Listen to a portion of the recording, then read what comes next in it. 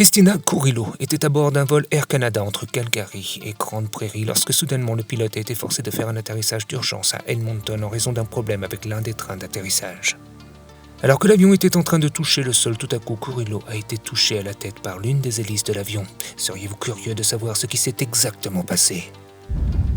Eh bien, dès le décollage, les passagers ont entendu un bruit assourdissant. L'équipage a alors annoncé que l'un des pneus de l'un des trains d'atterrissage avait éclaté et que le vol serait détourné par Edmonton pour un atterrissage d'urgence.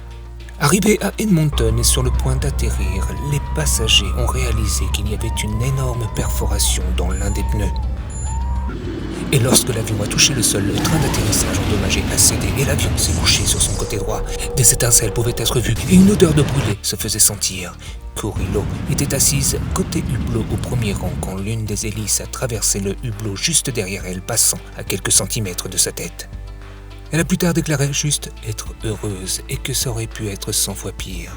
4 passagers ont été hospitalisés avec des blessures mineures, 67 autres passagers et 4 membres de l'équipage ont été soignés sur place.